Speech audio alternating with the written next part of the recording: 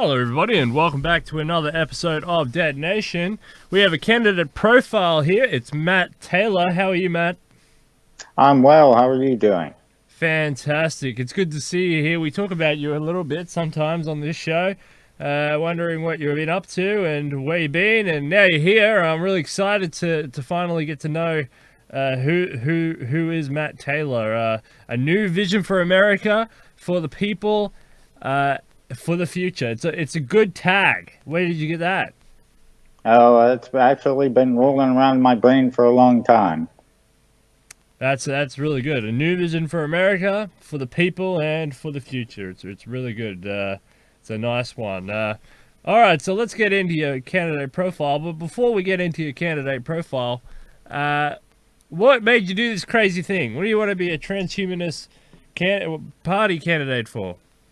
Yeah, boy, it is a little bit crazy, isn't it? Um, so I was looking on the website and seeing the different candidates for it. I joined the group and then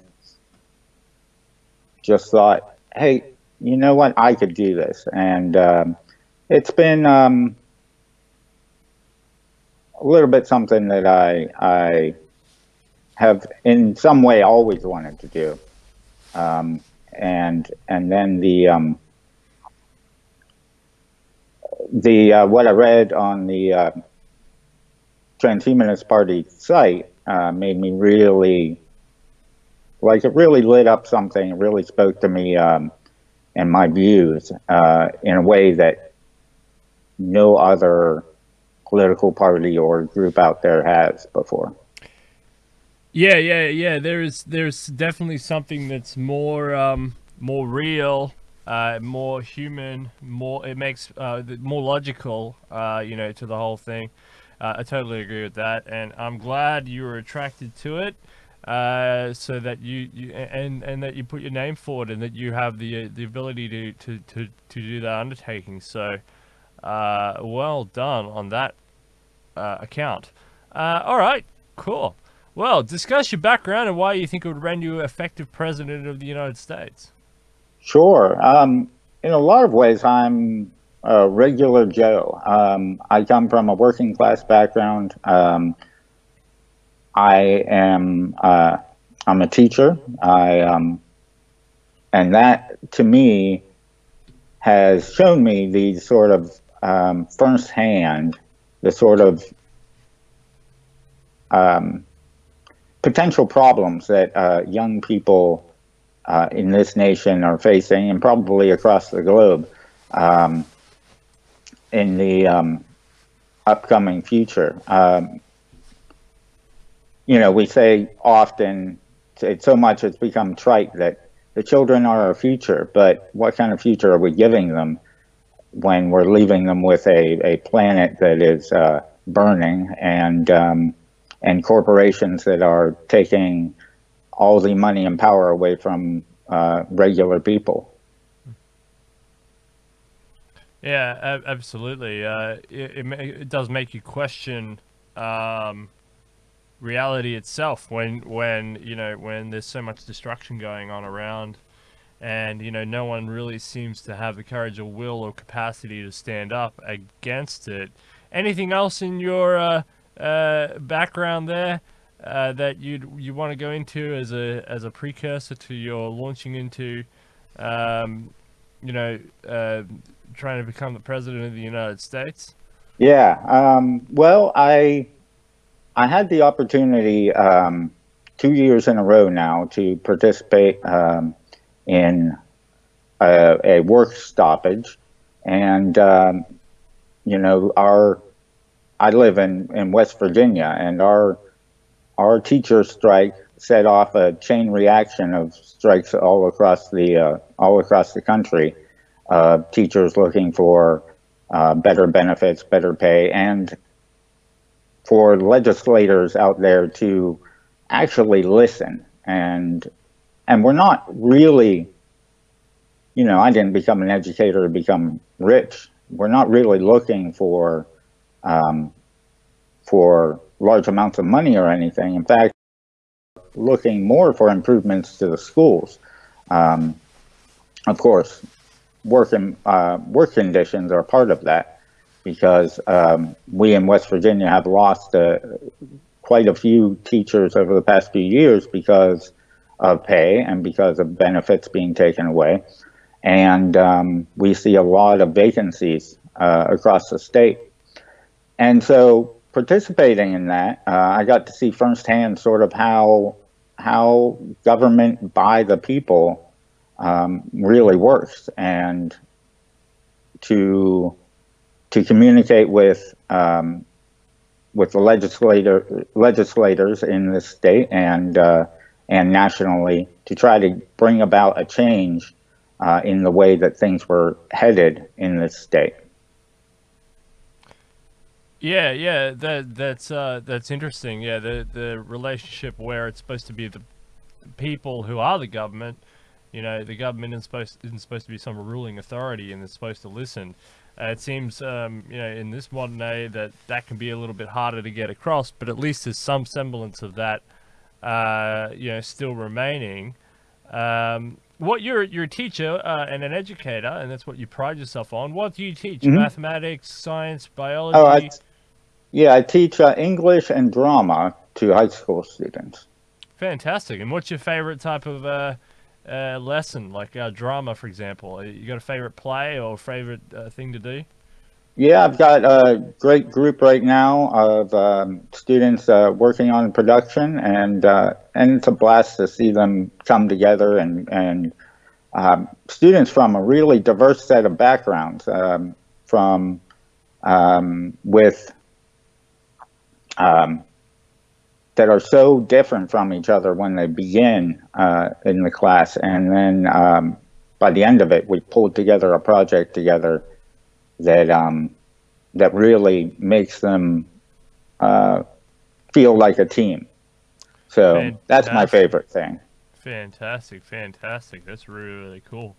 Drama, hey, well, there's plenty of drama on this in this party, so I've heard. Don't have to manufacture it. We'll just you know, you can just live it if you want. What do you consider the most important aspects of transhumanism, and the kinds of impacts it should have upon the world? Yeah, two things really stick out to me about transhumanism and that sort of thing. The one is that we, as a people, need to try to avoid. You know, transhumanism is all about extending human life and giving people better years while they are here, and using science to enhance humanity. And so we're faced right now with an existential crisis globally, in that our planet is raising temperatures and freak weather incidents, all because we have corporations spewing out greenhouse gases, and we can really do something about that now, and science can solve that. And I think transhumanism is the goal is to use science to better our lives. So so that's number one to me, is that we can bring the brightest minds together to try to solve this crisis. Number two, life extension on a personal basis is, to me, important, and using modern medicine and science in that way to achieve the ends of extending human life, and making human life while we are here into a more healthy, more enjoyable experience, because we are healthy and can live that. That's really important to me as well. So those are the two biggest things about transhumanism that I see moving forward. That the Transhumanist Party can be the vehicle, the leader in that way, to push those ends forward. Very interesting. So the environment is highly up there, and also humanity itself has a symbiotic a symbiotic entity with the environment. So you destroy one, you destroy the other, and Absolutely. yeah, and so you have to protect both, and both can protect each other. And it's one hypothetically has undone the other, and you can use you can use humanity through this party, for example, and through science and technology, through our tools, to protect the environment instead of destroy the environment. And yeah, it's a very good idea. And I notice here you have, by embracing new technology in agriculture and food production, we can feed ever-increasing population. By investing in space exploration, we can open humanity up to endless expansion and limitless resources. That's very nice. Did you want to expand Yeah. on that? Well, science really has a lot of answers that have been untapped, and we're so driven by commercialism that many issues which science could be pursuing are not being pursued, or are being pursued with a different end in mind. I mean, we look at space exploration as something that I've always looked at in my life as the pinnacle of this age, and yet. And it felt to me growing up that it was so pure, that it was expanding our knowledge and then using that knowledge to benefit humanity. But now, even that is becoming the another, instead of being the bold frontier that we thought it would be, it's a frontier for business. And these for-profit space exploration companies are cropping up, and they want to control that as well. So I think bringing that back into the hands of the people is important, and using the corporations that are exploring space to further benefit science rather than allowing them to sort of take full reign out there in the cosmos. And we do have unlimited resources just outside of our fingertips. Any metals that we need, any materials that we need are out there. And by expanding our reach, we could potentially bring about a massive change, in that as you make resources more available to more people for lower costs, then more things can be achieved. And the same is true about agriculture. Science has the answers to end world hunger, but we have a major distribution problem on this planet, and we have people who are, we are throwing away food in this country, and yet there are people starving.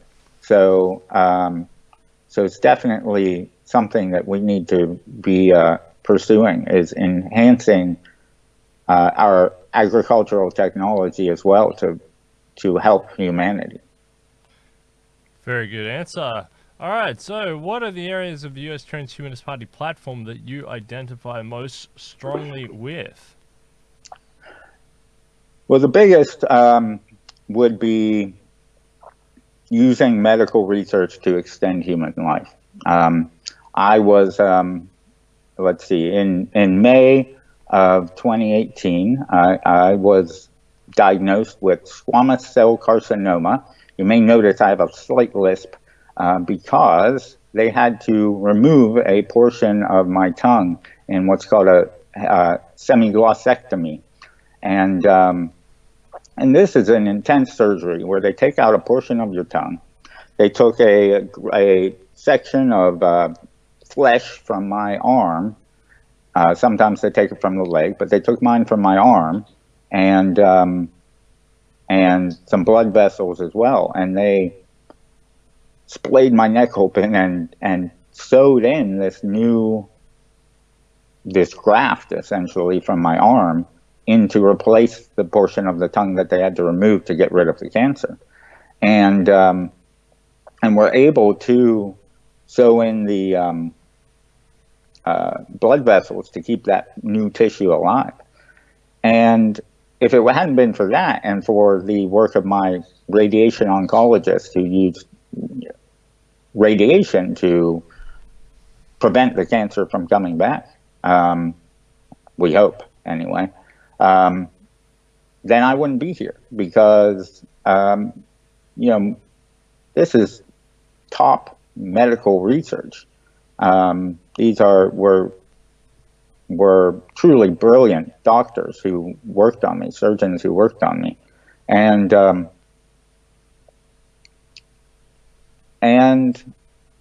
it gave me a real different perspective on medicine and where that needs to go, and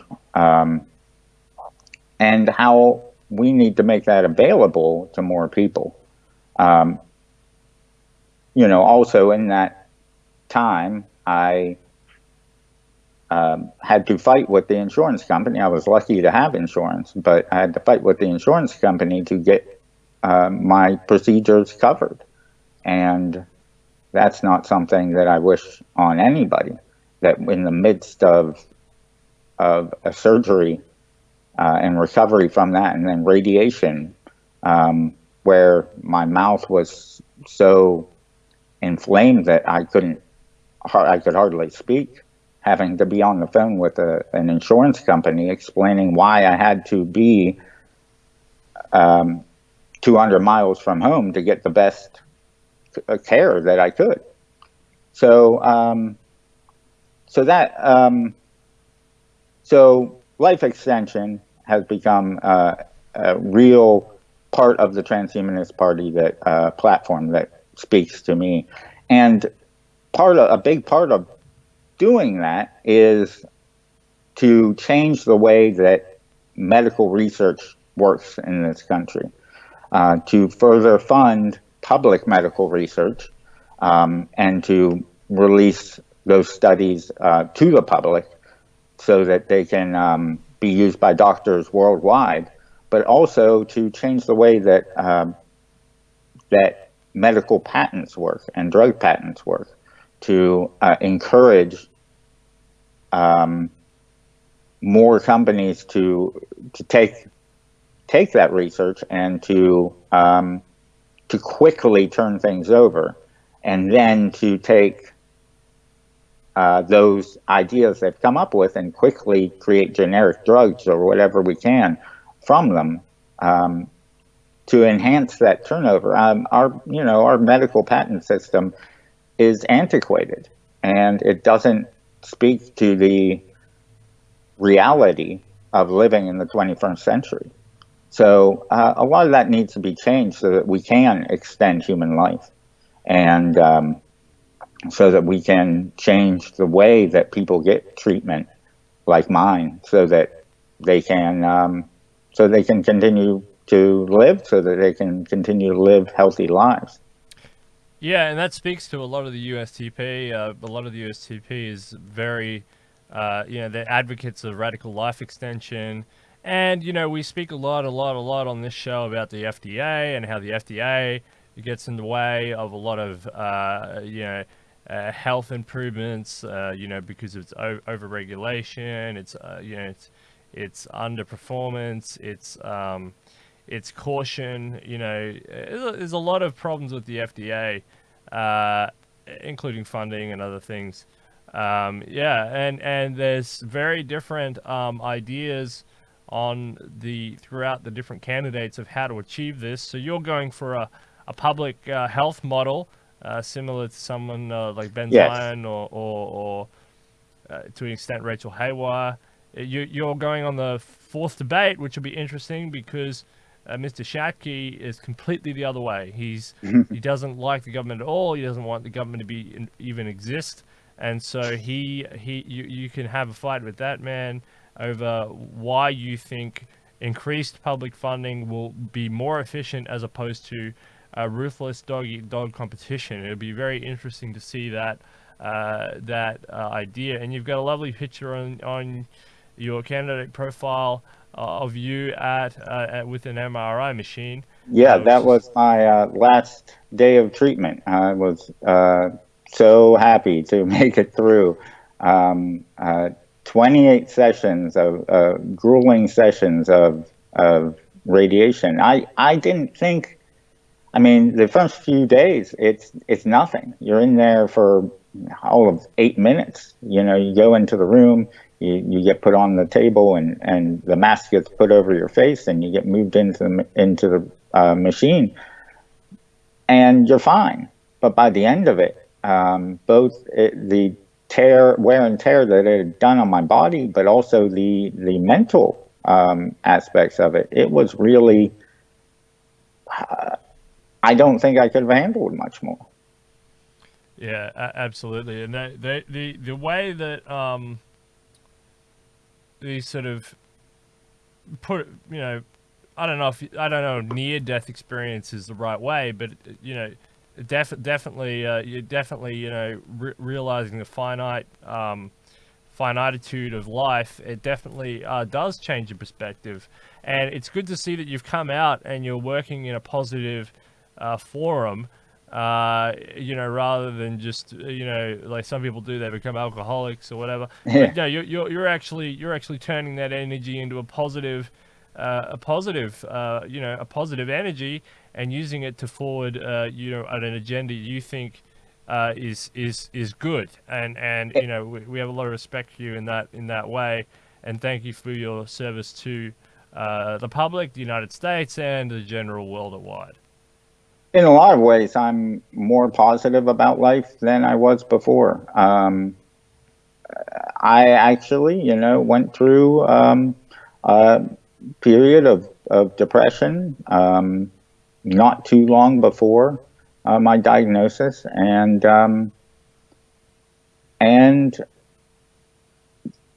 this was, going into my operation. I wasn't sure I was going to make it out of it, and having made it out of that, and pushing myself to recover, and with the help of really incredible medical staff, I've come out with really, yeah, as you said, a new outlook. That this life is the best life we get, and we need to embrace it. And if we can, we need to extend our time so that we can enjoy more of this. Because in the end, all we know for sure is that we have this time right now. Yeah, extend, improve, and build upon all those good words. Absolutely. You have to invest your energies into what we have. What are, in your view, some of the major problems in contemporary American society, and how can transhumanism aid in resolving those problems? So what, in your view, are some of the major problems? There are no major problems, so we can skip over this one. Yeah, unfortunately, wow, I do really think that this is the best time in history to be alive, because we have so much high technology, and we have so many great things going for us, and in so many ways we are better off than our ancestors. But we have right now a real issue in America with division. We have a real divide between the controlling political parties and the followers of those parties. We have a real divide between the rich and the poor, and we have a real divide between those who are educated and those who aren't, and between those who live in cities and those who live in the country. But the biggest issue, I think, is that division between the rich and the poor.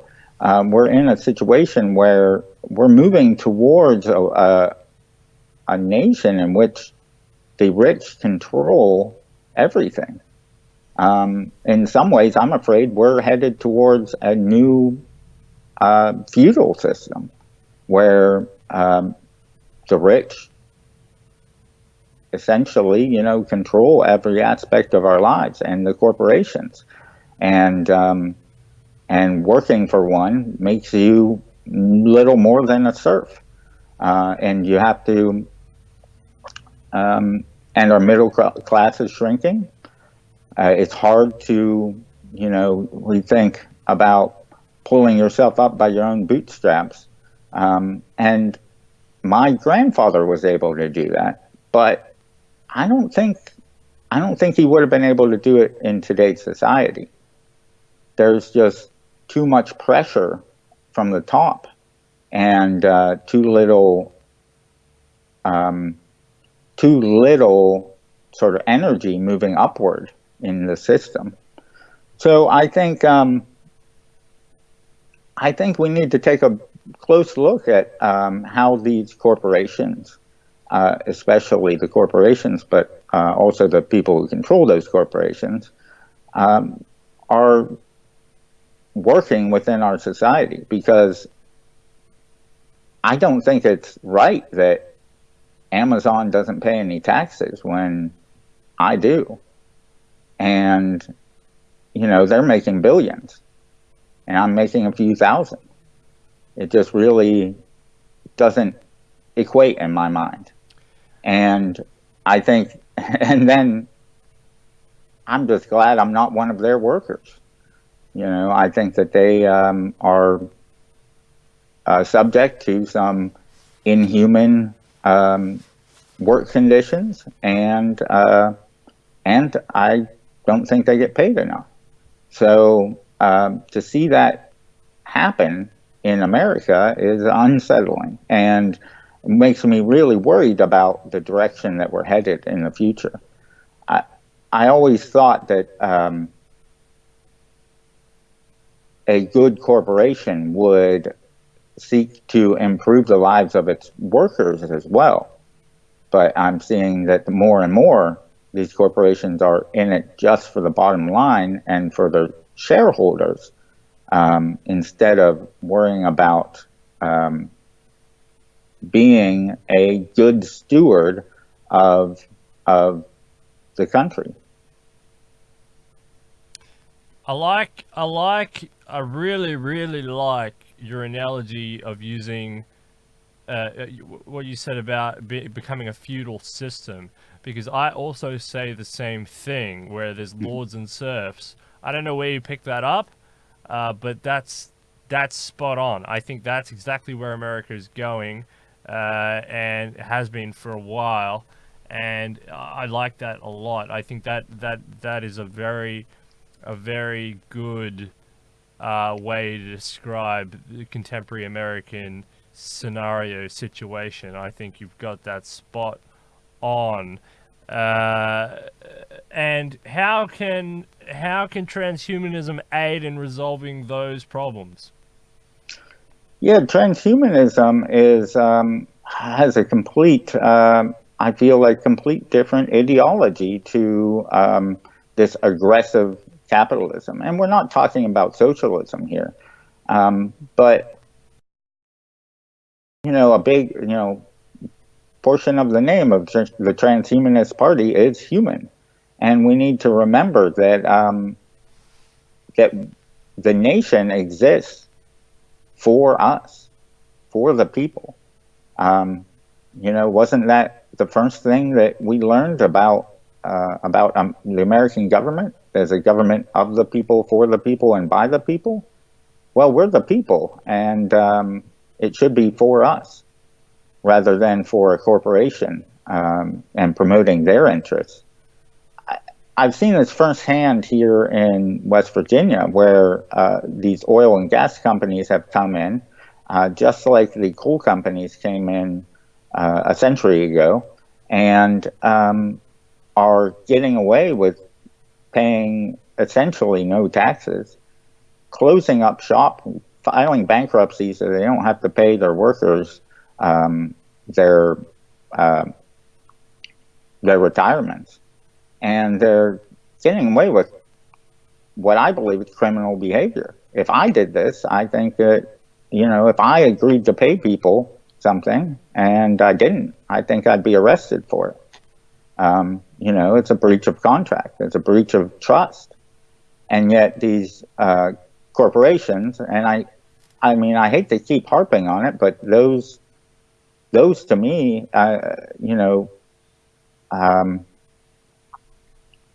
it seems to me that these big companies who are just in it to make so much money, and they don't care about the people, they don't care about the environment they're wrecking.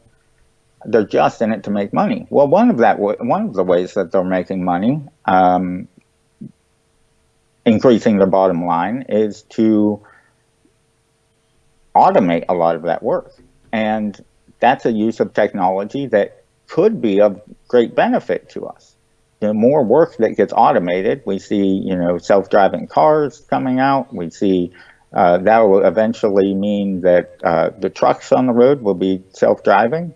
That means that in factories, a lot of what took a person to do is now being done by a robot. And that should be a great boon to the people, because that should free up time and energy that can be spent elsewhere. And here's where I think that transhumanism factors in, is that we as a group of people have embraced technology as a way to improve human life. And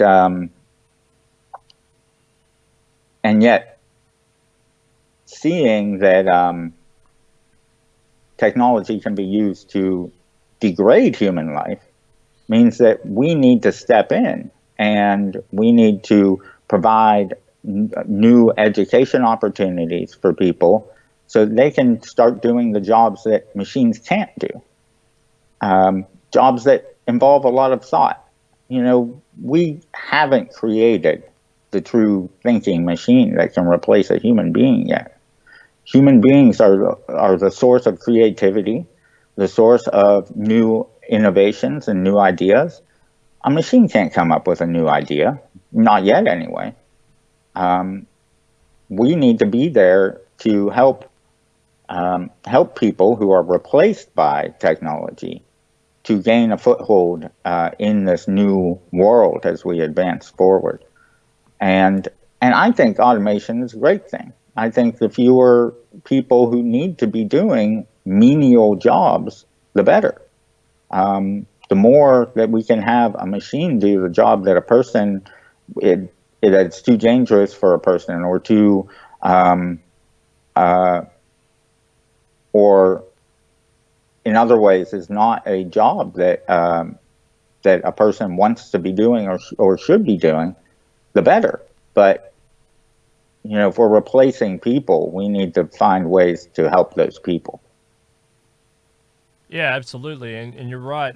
It's a two-track legal system, and Mitt Romney famously said, corporations are people, my friend, right? So, you're saying for and by the people, but technically that's true when you factor in the fact that these corps are people, right? Yeah, psychopathic people who don't know how to work in a society.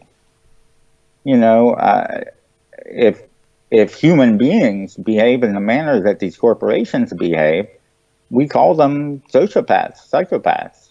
They, if you're only thinking about yourself and getting ahead yourself, and not even considering the harm that you're doing to others, then you aren't living in the society that we've created. You're trying to live outside that society, and that's what these corporations are doing. So, not all corporations, of course. I'm not saying that capitalism is all in all a bad thing, but some restraints need to be placed on this, and we should be using the corporations to benefit us rather than using the government to benefit the corporations. All right, cool. In your view, what aspects of contemporary American politics work well? What aspects of contemporary American politics are broken and or malfunctioning? So, what aspects of contemporary American politics work well? Matt Taylor. So I think, this is a great American experiment, and it is leading the world in a way that spreads freedom and democracy around the world.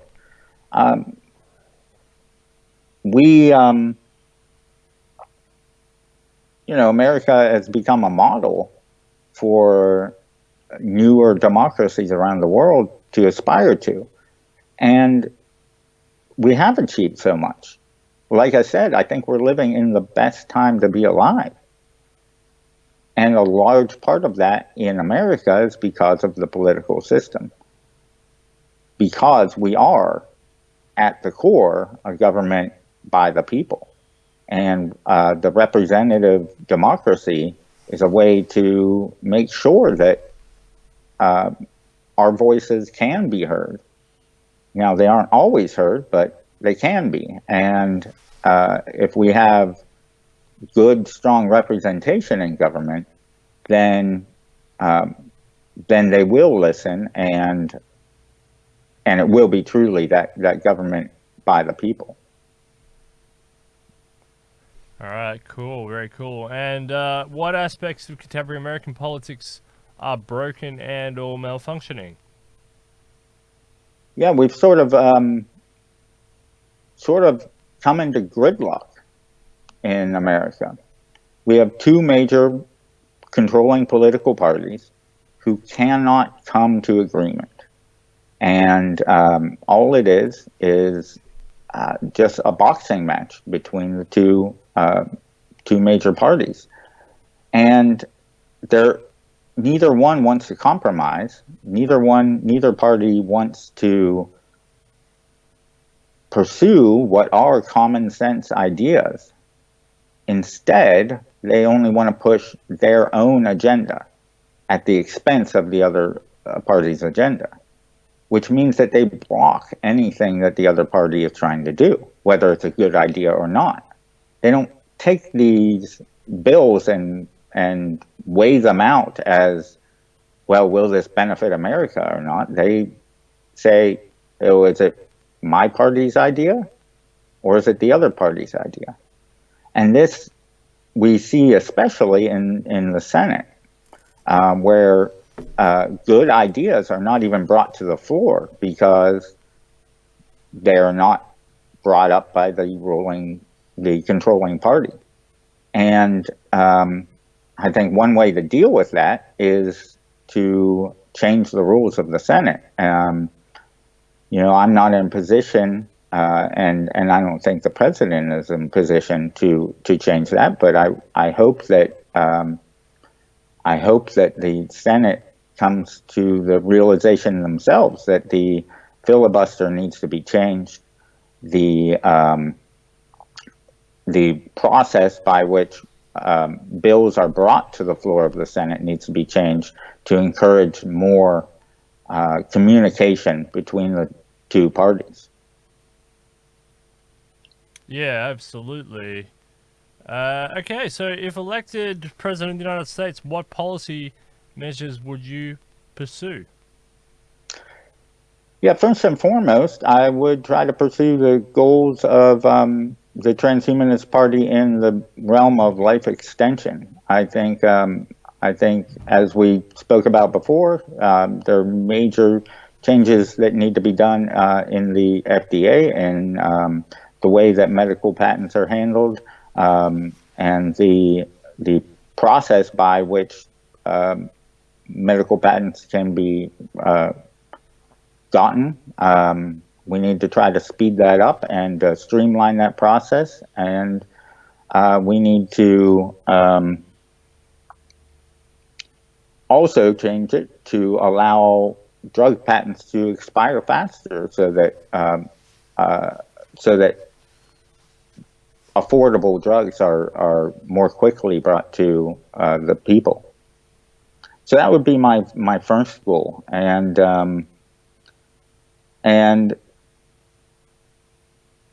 part of that would also include redirecting spending from the war that we've perpetually been in for half my life, and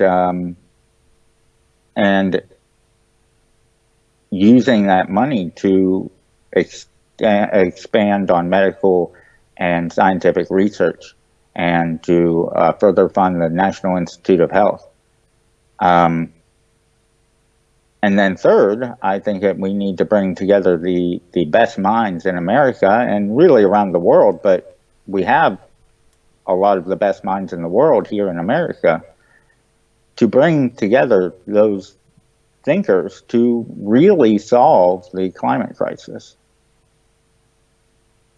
Yeah, that's really interesting. So, climate, the health, and maybe a little bit of ending war. That's your three primary issues, correct? Yeah, All I right. think that those are the sort of threats to our lives as people. And is your drug does your medical patent one, does that extend into broader copyright issues, the copyright cartels and so forth, or are you just worried about medical mainly, and you don't want to go into So, film and media and um, TV and all the other things? yeah, I personally am for a freer copyright plan. I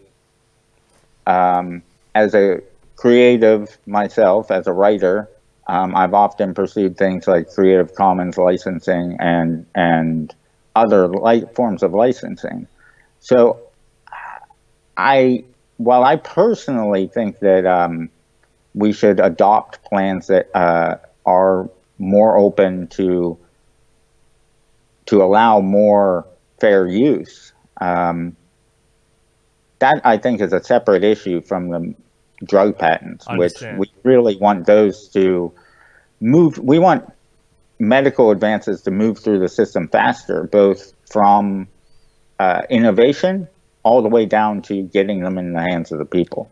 So you would be you would know of the work of Dr. Lawrence Lessing, yeah? Yeah, Yeah. So you want a kind of Dr. Lawrence Lessing moment in the medical industry.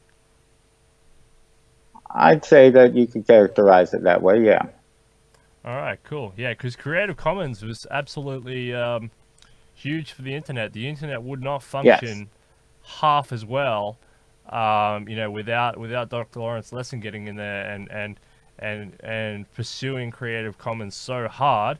It didn't end up in all areas of the internet. I mean, China's got a huge part of the sure, internet locked away, but that's yeah, China. I mean, who knows what they're doing? So, but for the most part, he's done some great stuff, and um, it would be interesting to see him, someone like him, a Dr. Lawrence Lessing moment, from what I'm hearing for you, in the working in the patents field, with the medical industry, with the labs, with the biotech industry, with the cancer industry, with a whole bunch of these people, to pursue freer, more open, sources of tech, and a lot of even your DNA and stuff was all patented away yeah, in the 90s.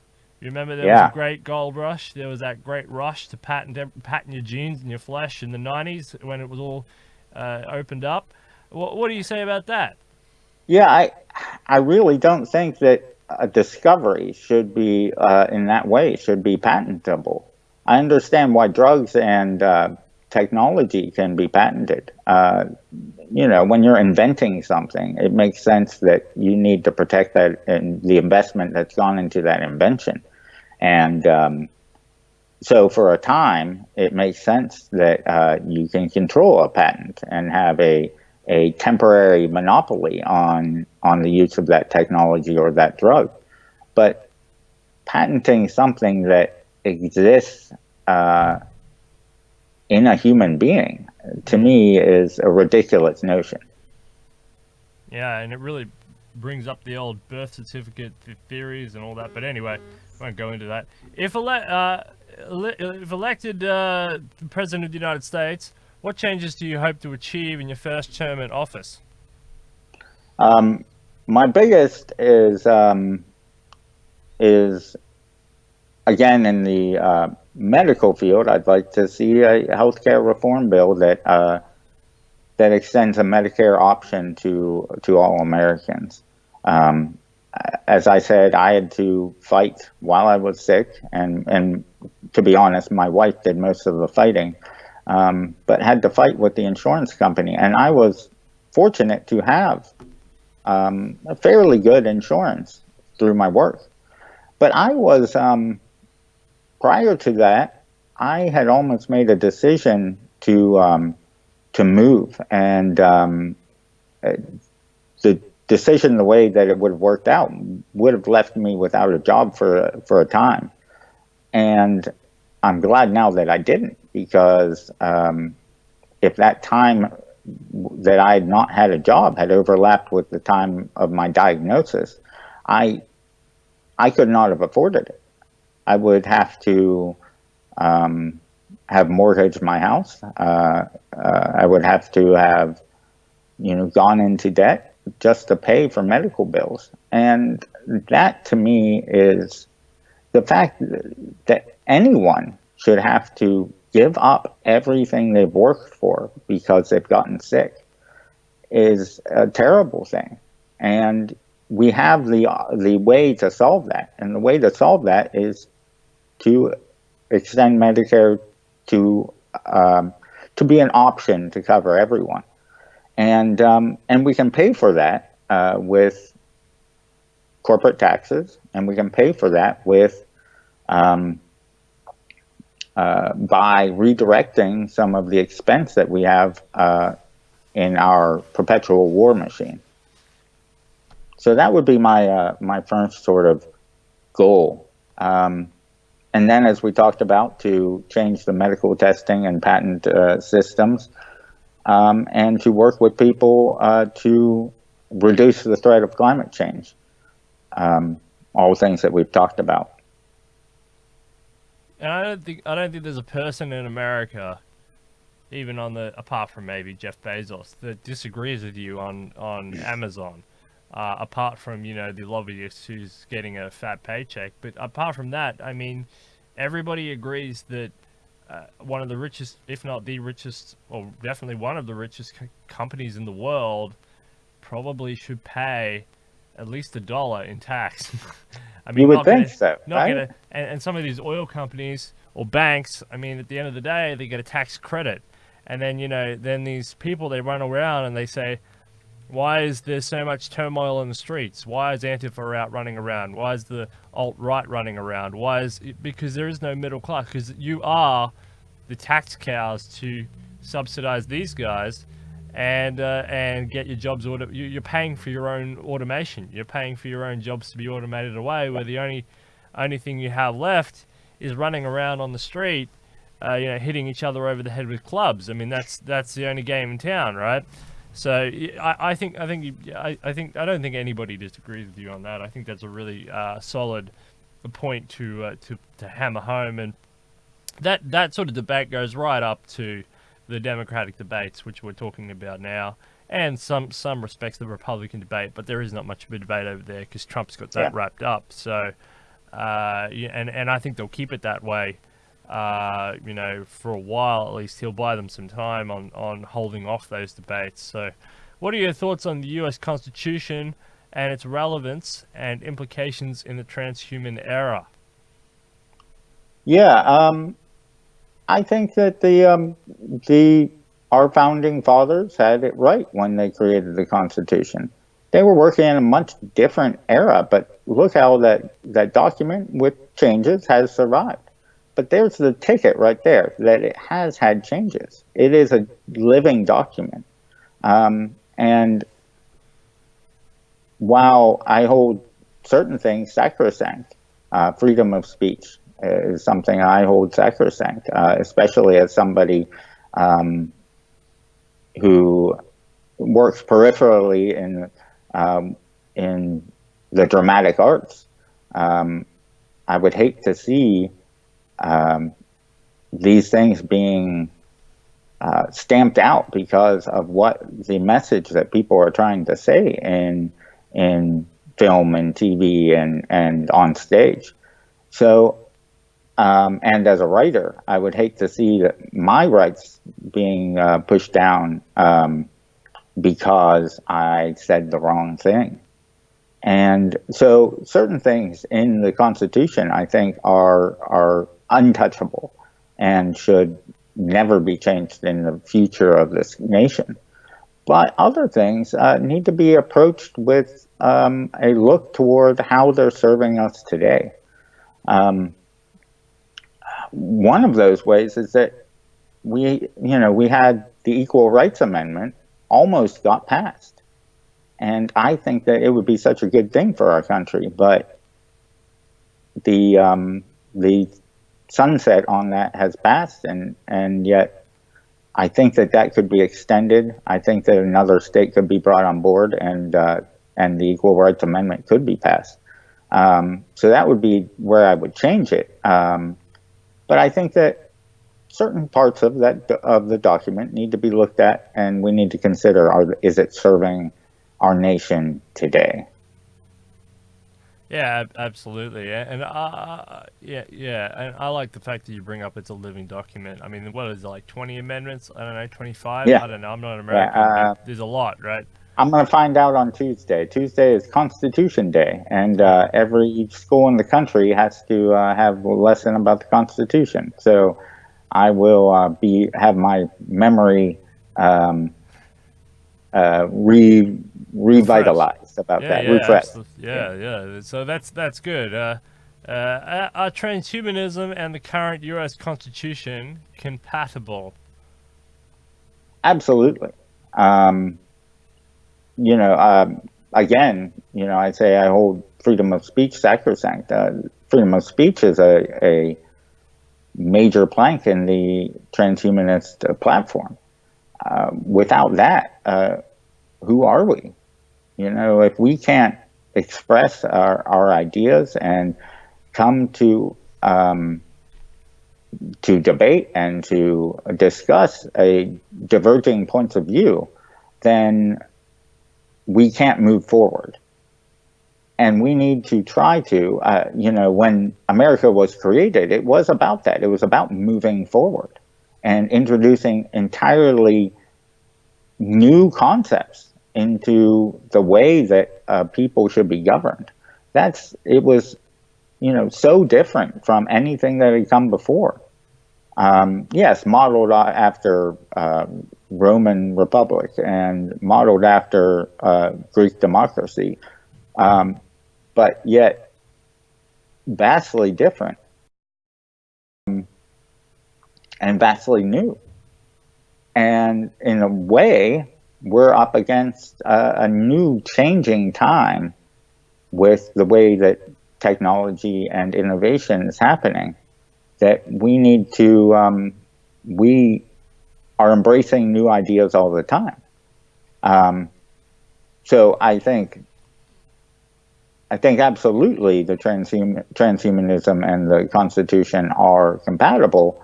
Again, looking at the cases where the document doesn't serve us any longer. And, I mean, gosh, the 3/5 compromise was part of the original Constitution. And that, that's not something that we want around anymore. To consider that a person might be 3/5 of a person is not an ideal of modern man. And so it's ever evolving and changing, and it might need brushed up a little bit here as we move into this bold future. But it provides a framework that is robust and has withstood the changing times. What about this notion of yelling fire in a crowded theater and/or hate speech? Are these relevant topics to say that these shouldn't be a thing? or is a U stand for all speech, including hate speech and yelling fire in a crowded theater? Yeah, I think that there's I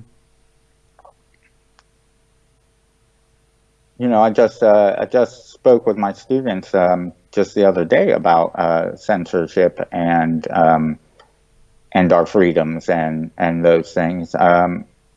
I am generally against censorship in I would say most of its forms. I do think that we as humans living in a society need to watch ourselves that we don't devolve into vulgarity. There's no reason that a discussion about diverging beliefs can't be had if that's what it remains. Too often it becomes just a clash, and that's something I hope that we can avoid. But I don't think it's the government's responsibility to regulate that. All right. A transhumanist campaign for president is primarily an educational endeavor. What are the key insights about which you would like to educate the public during your campaign? How would you like to educate them? Well, let's tackle the last part of that first. Well, how? Well, this is part of how, is appearing on media sources, both new media and traditional media. I think that's the way that we got to get the message out.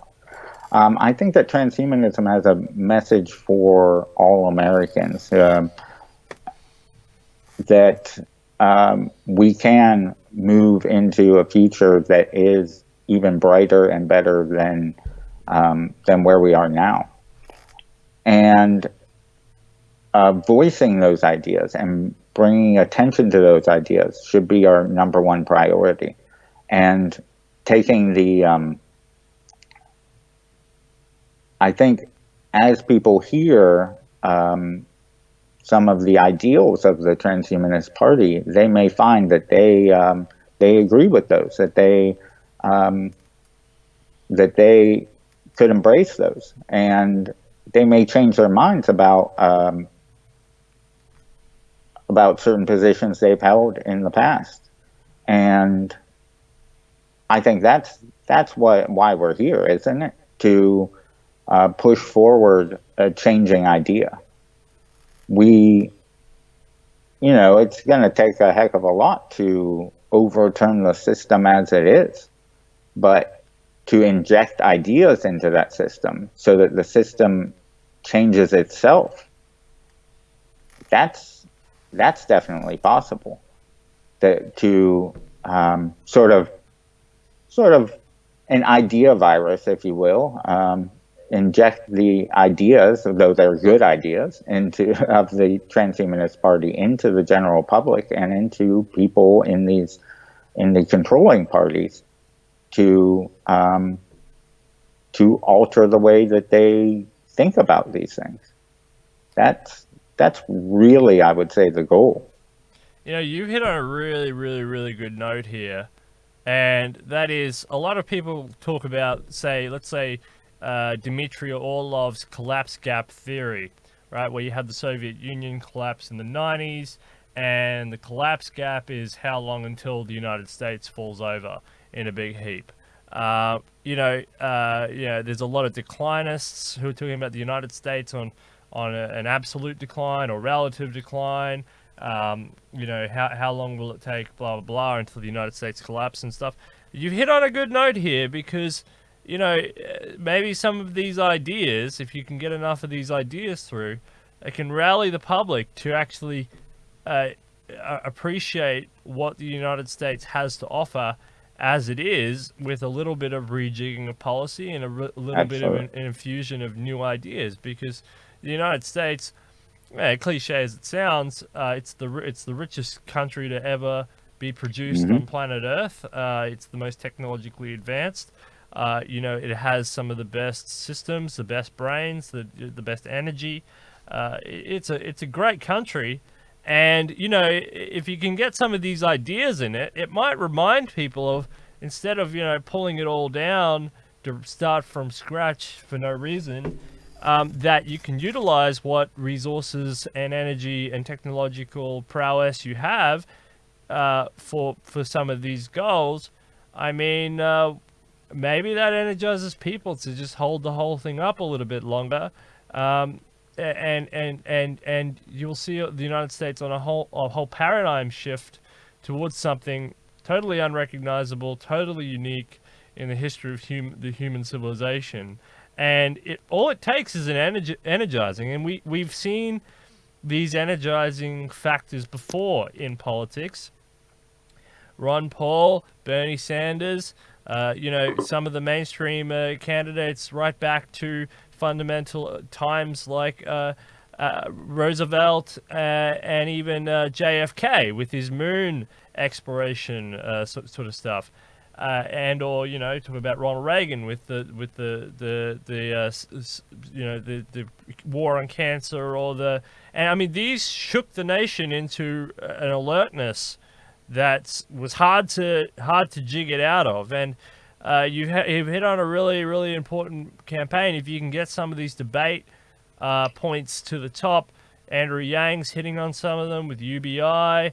But if you can get some more of these energizing ideas, it might wake up the public and, some of these overlords that you talk about and the feudal system. But it might wake these people up to stop thinking in terms of relative decline and start to think of how to reshape existing and current resources for positive outcomes. Because in a way, in some respects, America is the last place on earth where you can do this. You can't go to China. You can't really go to Europe. You're not going to go to the Middle East and go to the Saudi. You don't really want to go try Russia. Where are you going to go? So, so in that way, getting these ideas into the public debate it's a really, really good point. I mean, given a lever large enough and the fulcrum placed in the right place, you can move the world. So, I mean, it's all about moving the world with ideas. Absolutely. And you're right. This is the only place that, I mean, maybe not the only place, but it is certainly ripe for ideas to be spread around.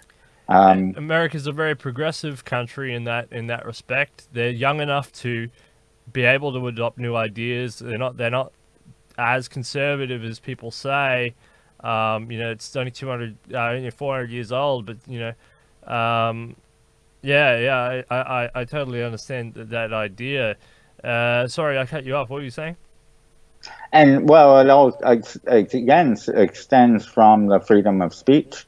I mean, that's an idea that they had when they were writing the Constitution in 1783, I think, and yet that is one of the main things that has allowed this nation to be that nation that can change. And we're here at that fulcrum point, at that time when America can be changed, and it can either be changed towards the America we'd like to see, or it can be pushed towards collapse. Yeah, if you really like all these old presidents and these founding fathers and stuff, which a lot of Americans do, Benjamin Franklin was a real pusher of science, and he said something like, all problems can be solved eventually through science and technology. So America, live out your founding fathers, I'm not sure, Benjamin Franklin, whoever that was, one of them. But anyway, given that a president would need to act on behalf of the interests of the entire population with regards to members of the public who are either not transhumanists or maybe implicit transhumanists, what would make you an effective candidate for appealing and representing their interests? So it's a long-winded question, but basically we got it down to this. The president has to act on behalf of 350 million people, or the aggregate population, and the aggregate population are implicit transhumanists in the fact that they go to the doctor, they take vitamins, they wake up in the morning, they do exercise, So they look after themselves. They're implicit transhumanists. They just don't realize it yet. They just call it being normal, right? And then there's a small subset of the population that are actually transhumanists and they want to go in, over, and beyond, right? So, given the fact that the president would have to look after the whole group of people, what would make you an effective candidate appealing to and representing their interests? Yeah, and isn't that true that so many people, if they only knew, they'd be transhumanists? I feel like that's why it spoke when I was reading about the Transhumanist Party and the platform. That's why it spoke so much to me, is that it was like, hey, wait a minute, isn't this exactly, as you said, being normal? And those things were things that I've embraced in my life, and things that I was like, oh, I would definitely get behind these in my political life as well.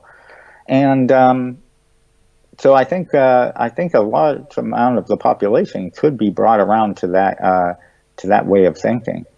But personally, I'd like to consider myself a pretty normal American. I grew up with a single working mother who provided for us on a not great salary, provided for 4 kids, and and worked all the way through our childhood to provide for us. And so I have sort of not meager beginnings. She always provided everything we needed. We never wanted for food or clothing or shelter. I mean, we wanted things that we didn't have, but we never needed those things. But sort of typical average American background. And in just outside of Pittsburgh, which is a sort of typical working class city, where I saw growing up the sort of environment, the sort of issues that the average American has to deal with. And then even now, I'm living on a teacher's salary. It's not a great salary, and yet I can provide for myself and my wife. She also works, and between us, we have a home, and a nice home. Nothing extravagant, but sort of the little one-story ranch home that I always dreamed of having. And I live now in a small town in Appalachia, around people who are blue-collar workers primarily, who are working in the forestry industry or in the coal industry or the gas industry, or who are running their own small businesses, and seeing the day-to-day things that really affect them. I think that the forerunners in the major parties are out of touch with real America. I think that some of them maybe had grown up in sort of average America, but I think they're so far separated from it that they can't see what really affects the average American. The average American isn't thinking about China and tariffs and that sort of thing. Now, those might affect them, especially if they're a farmer right now, but the average American is thinking about where their next paycheck is coming and what they need to spend that on. And am I going to get sick and need to spend all my savings on, or is my child going to get sick? And they're worried about, they aren't worried about the stock market because they don't have that investment, the average American. They're worried about, am I going to be able to pay down the debt that I have? They're worried about am I going to be able to get a job? Am I going to have a job next week, next year?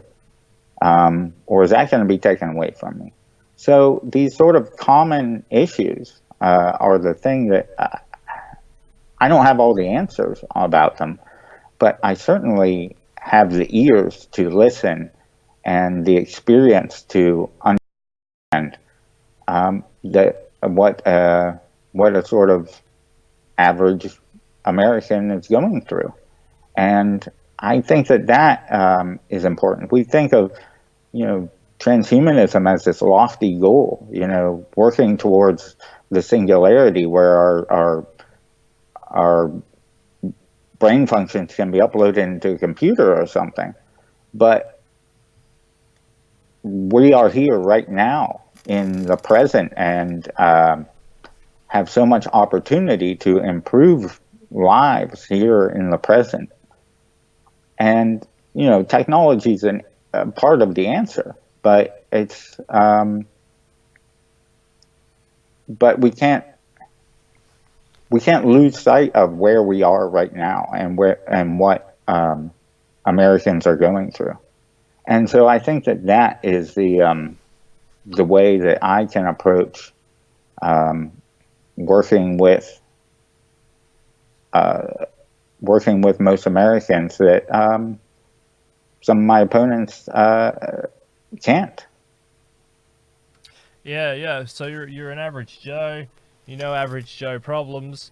That's what a lot of people want to hear. Donald Trump tapped into that experience, even though he's not an average Joe, but he sold it very well, and he did that very well. Some interesting candidate matchups would be interesting to have you on a debate. We've kind of run out of time before the debates, but voting goes on and on. Some interesting things I would like to see. You and Mr. Holsopple line up on everyday issues now. Mr. Holsopple has this initiative called 222, and it's basically 2,000 gallons of 2 liters of water. It's a shelter, food, and water metric over 2,000 or something. But anyway, it's a metric that you can sustain human life, and he has this idea that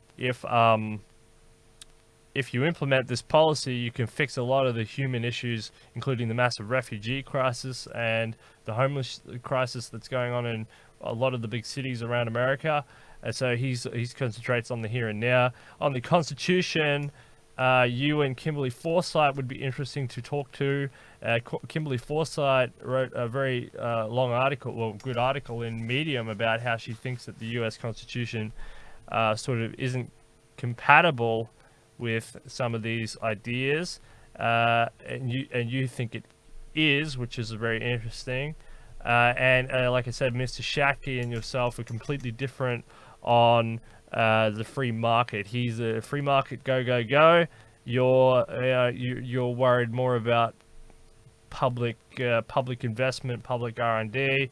Very interesting debate right there. So keep that in mind if you want to reach out to those people and talk to those people about those issues, because it would be interesting to see those sorts of matchup. That's Mr. Holsopple, Kimberly Forsyth, and Mr. Shatke. Very, very interesting there. Well, look, is there anything else you want to say? Plug, tell people. You can say whatever you want to the other candidates or whatever. They all watch this show. They'll all see this. I just encourage your viewers to, if they want to know more about my campaign or my platform, they can visit. Right now, I've got a Facebook page at fb.me/Taylor for America. Fantastic. All right, thank you. Well, thank you very much for coming on and telling us your story. And John Kurtz, actually, on your environmental thing. John Kurtz is interesting to talk about on the environment as well. They're all very interesting candidates, but I just thought I'd mention that because that's one of your main platform ideas. But yeah, no, thank you very much for coming on Detonation and doing a candidate profile. Thank you. Really, really cool. We'll definitely see you at the debate, if not before, but we'll definitely see you at the debate. And reach out to some of those people and have a talk to them about those issues, because that's where you guys kind of clash and well, not clash, but kind of have different ideas, and it would be fun to see what they have to say. So keep that in mind. So thank you very much, Matt Taylor. And thank you. No problem. Detonation, all more coming to you all this way, all this week. Debate's coming up soon. We'll see you there.